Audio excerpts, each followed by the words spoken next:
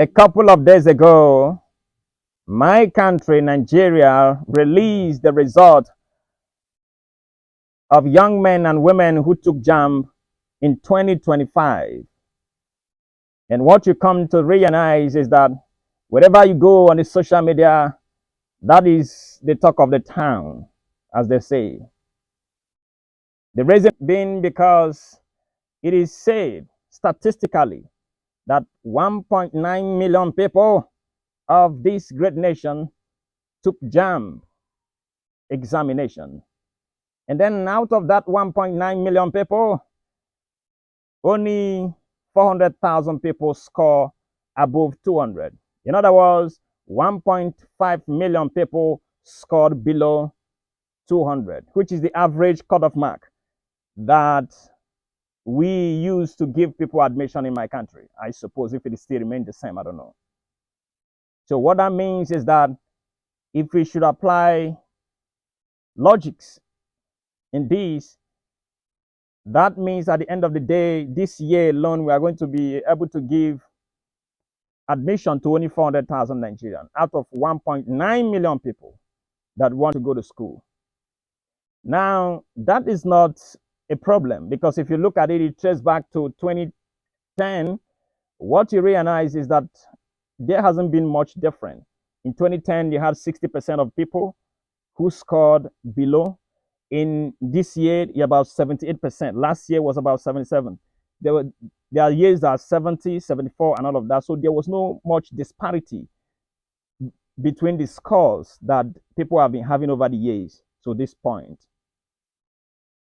And then you see that in my country, young Nigerians lack the mental fortitude to critically analyze a situation and be able to critique it and arrive to a innovative judgment on that particular issue. So what I keep saying everywhere on the internet is the education system is degenerating. It is not making sense anymore.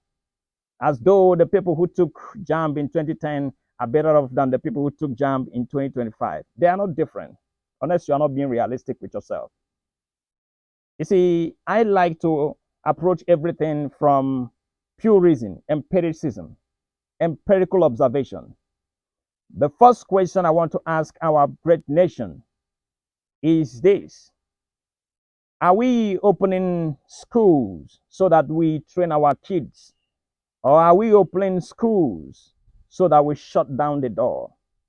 Because if the aim is to make sure that every average citizen of Nigeria goes to school and obtain his or her education up to the tertiary institution, then I see no reason why we have WAEC, NECO, Jamb, screening. This is 4 different stages that one have to pass through in order to get to university, as though you are trying to get to heaven's gate. What is the essence of Jamb and screening? My own point of view is a nation like ours who really wants modernization, industrialization, innovation, creation, invention, must approach their education from 2 aspects. One being those who are going to go to university, the lawyers, the politicians, the literary giants, or the linguistics. Then we have second one that is of technical school, but it should be in the same level with the university. These guys are the ones who are failing on the grand scale when it comes to testing and grading. It is not because they are less intelligent, it's because most of them are not genetically wielded with IQs to pass such exams that you are setting for them. Some of them are highly creative. Just like Edward de Bono will say that some highly intelligent people are not creative thinkers, but he says that some average thinkers are highly creative people. Now, how do you differentiate in such situation that these guys who are not able to get 200 marks are not more intelligent than some of the guys who are able to make 350? Creativity is not grade sensitive. It is wisdom sensitive. It is intelligence sensitive. Most of the things that determine creativity sometimes cannot be measured. And as Edward de Bono, who is known as the father of creativity, said that an average person can be creative. And we know today, based on empirical evidences out there, that most times those people who became first in class never end up to become first in life.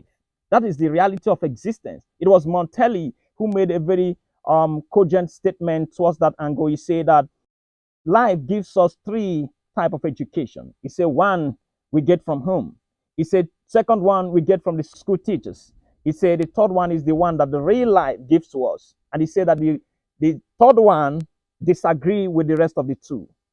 This is why most of the people we think are not doing actually well in school. They goes out there to do something extraordinary. Look at someone like Albert Einstein. He came at the bottom of his class, yet became the most intelligent person of his time. Look at Thomas Edison. In fact, he was flung out of school, yet he became the only person who had patented more invention than any other person since human creation. What does this teach us? Imagine Albert Einstein in Nigeria. Imagine Thomas Edison in Nigeria. Those brains, I bet you, we end up in the street as a tout. Today, we have enormous number of our young people who have tried all they could just to get to university. I've written Jamb 1, 2, 3, 4, some of them 7 times. I can attest to this because I had a close friend who wrote Jamb 7 good times. Sometimes he will make his Jamb, screening will cut him off. Sometimes screening will cut him off. Like, it doesn't make no sense.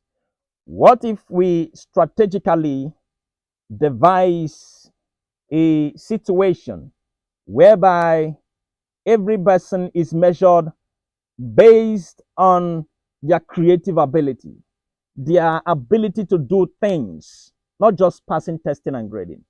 And I'd like to share this. You must understand that testing and grading is as the same thing as wealth. We have first generation wealth, we have second generation wealth, we have third generation wealth. I myself, you can't expect me to somehow do better than a son of a professor when my parent never went to school.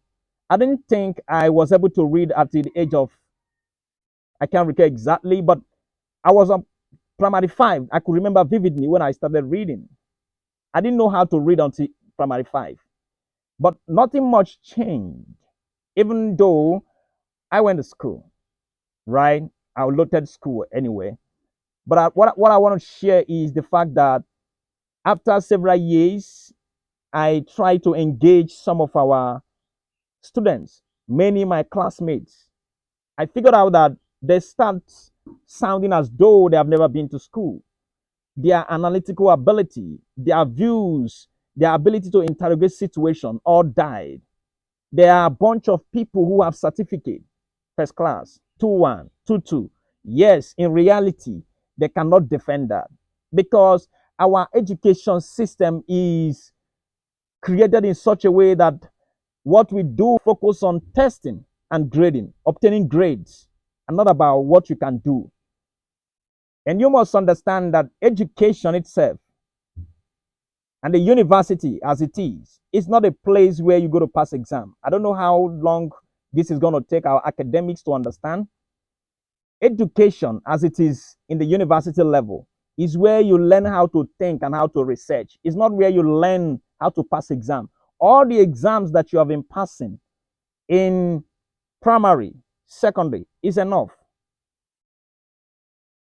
Do the whole process as much rigorous as possible and make sure that once someone is able to clear his WAEC, he will go straight to the university.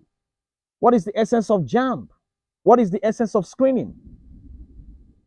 The doors are being shut on these young men. They will never go to school. The doors are being shut on these young girls. They will never go to school. 99% of these people who are not able to make that 200, I bet you came from poor family. You don't know the impact of poverty in the psyche. That's why you think that everybody should make all good grades. There are some of them, that day they wrote Jamb, they didn't eat. Not because they didn't want to eat, not because they wanted to do fasting. They had no food to eat.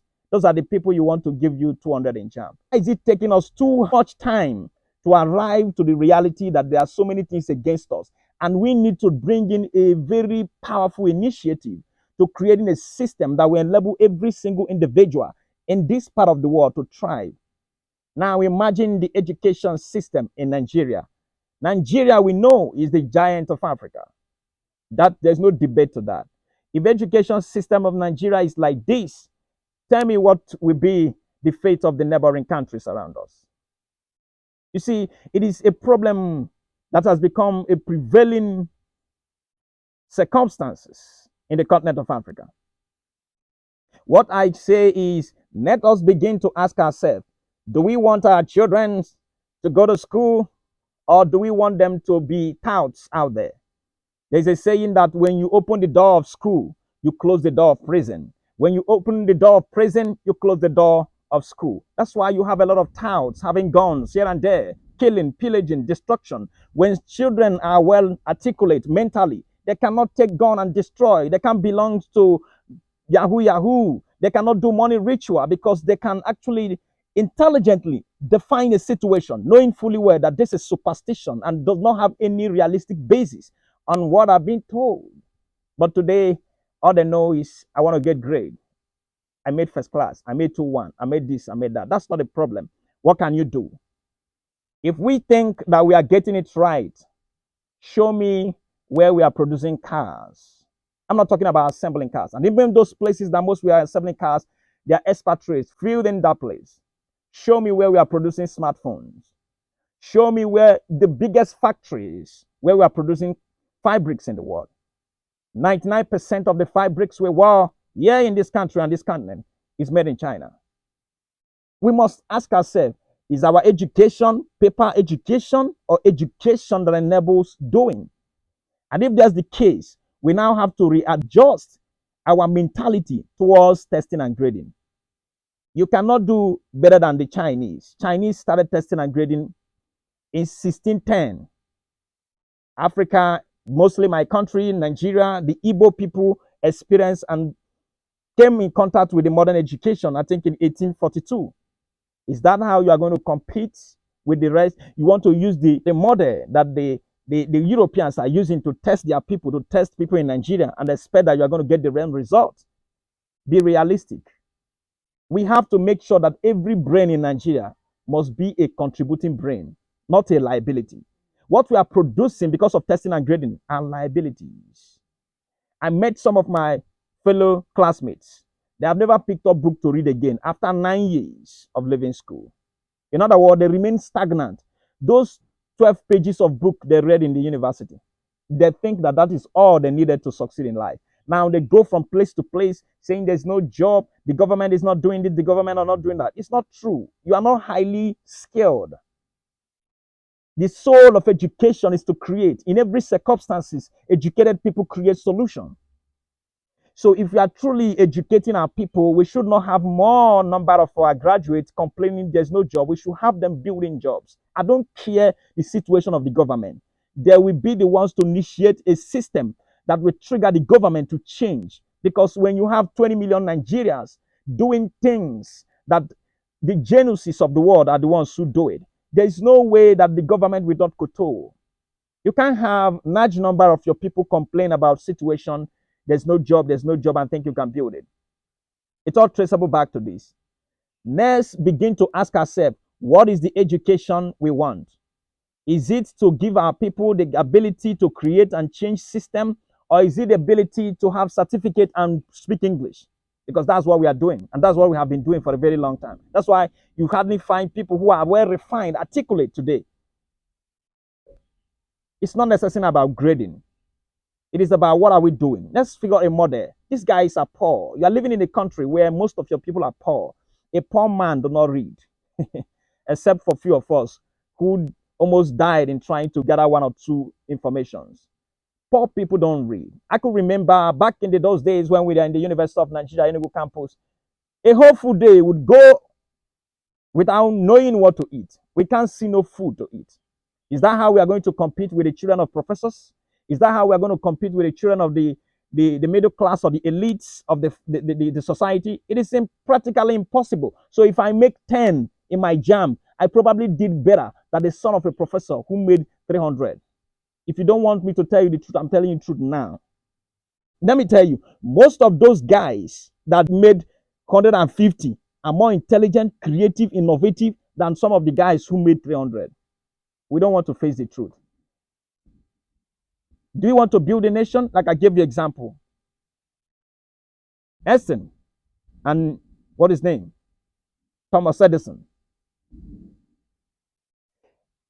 I'm calling on the Nigerian government.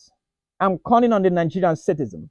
I'm calling on the entire continent of Africa to ask themselves, are we going to continue to use the education model of the white man, or are we going to devise our own curriculum that will enable our people to thrive in our own ecology? Because we are different. We live in a different ecology. The European man has been practicing that since Prussian War. That's when they started. You can't compete and win. The best way is to live an inclusive education system where it is a must that every single Nigerian will go to school. When children don't go to school, they become a problem to the society. It is easy to convince them to carry gun during the election to go and shoot somebody. You can't compel me to do that. I'm articulate, even though I'm not Eston or I'm not Achebe or Welushenka. You can't do that. That's what education does. Education liberates a man from every possible hurdles in life. If you're not liberated, you're not educated. It doesn't matter how many PhDs you have. We should start moving away from testing and grading and moving towards education. The word education came from the Greek Latin word educo, meaning to bring out, to lead out that which is named dormant in a man. In other words, every child carries a destiny, a dream, a vision, a purpose. It is the work of the masters, the teachers, the professors, the lecturers to make sure that he helps the young man to refine that which is laying dormant in him and give it out to humanity. Today, we live in a digital economy, yet I see our people left and right still talk about white collar job because we have refused to grow. Growth is not when you grow as a man. Growth happens mentally. Wisdom does not come by age. It comes by learning, according to Anton Chekhov. We have to dismantle all the mentality we have about education system and ask ourselves, are we here to compete who is more intelligent or not, who is not more intelligent? Or are we here to come together and build a nation? If you go to China right now, they took a book written by Kent Sawyer titled Group Genus and then translated it into their country's major languages and shared it with the students. The whole idea is to make sure that their society are able to cooperate and work together. Today, we produce students and graduates who cannot work with another person because all through their life, they were told to close their paper. So when they leave school, you tell them, let's build a business. They say, no, I want to build it alone. You can't build any great thing alone. You people don't think in this dimension. Look at the situation of the country. The testing and grading is not the problem. There's a prevailing problem in the system already. We have poor people raised in poor family. We have people who their parents have never been to school, raised people who are going to go to school. What do you think? All my life, I don't know there's something called assignment. You give it to me, I throw it into the bush. My mother and my father never asked me about it. Is it because I'm stupid? No, it's because where I was born. No role model to look up to. A son of a professor, a son of a middle class man, a son of an elite person in the society cannot do that. When he comes back, his mother, his father, or the nanny, we ask them, can I see your assignment? That will help them to do it and put them through. They're not more intelligent than me. They're not more intelligent than all these guys that you think they failed. They didn't fail. The system is failing them. As a matter of fact, when you look at a situation and you find out that more students are failing, it is not the problem of the student, it's the problem of the teachers. The teachers are paid to understand what it takes to build a society. And once this is not critically looked up in our society, we will continue to crumble as a nation. So the whole idea is build a technical school, build a university. Those you feel did well in testing and grading should go to university. Those you feel didn't do well should go to technical school, but make sure that the technical schools are in the same level, on par with the university. I don't want a situation where when you graduate, you say, I went to the university, you went to technical school, I'm more intelligent than you. Around nonsense. I'm not building a society of comparison. I'm building a society of cooperation. It's only animals in the bush that compete. I do not believe in Charles Darwin's survival of the fittest in my type of police. What I believe in Peter Kropotkin's, the Russian philosopher, who said that it is the human condition to cooperate. We are not beasts in the jungle. We should begin to ask ourselves, Do we really want to grow, or do we feel that incapacitating ourselves is the best option? Give all these young men education. Give all these young girls education. Make sure that nobody is locked out of the school door. Every one of them must go to school. If they like, let them make parallel Fs. Correct. If you do the needful as a teacher, at the end of the day, just by some kind of epiphany, they'll find their path and contribute enormously to the society. If you boot them out of the society, at the end of the day, they become a mayhem. I wrote a book some times ago titled The Stupid Genius. There was a professor who, because of his way of teaching, was booted out of university. Another young man by the name Onochi, who couldn't do well, was also booted out of school, or he left school. And one day he wanted to go and commit suicide because the whole society has trapped him. His family members, his parents, his brothers, the school system, everybody just felt that he is an infidel. He is unintelligent. For that reason, there's no need why he should be in the society. So while he was in the bush to commit suicide, that professor who was booted out of the university saw him inside the bush and then told him to come down and not commit suicide, and asked him what the situation was like. He told him that the school system had failed and failed and failed. I said, I'm not going to amount to anything. I want to end it.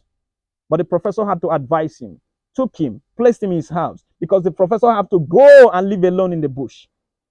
He educated the young man. At the end of the day, he became one of the most intelligent person that African people have produced. That was the first man to go to the sun. He was the first individual to penetrate the sun. This is what I want you to do, to find such people in the society and find a way to help them. They can't help themselves. So I call upon Nigerians to say, a new Nigeria is here. We have to devise a strategy to make sure that every single one of our citizens will go to school. And we're now not going to be saying that because they made XYZ is what is the reason why they will not go to school. Otherwise, we create a system where they will fit in so that they will not become a problem to the society. Don't forget that I remain Captain Africa.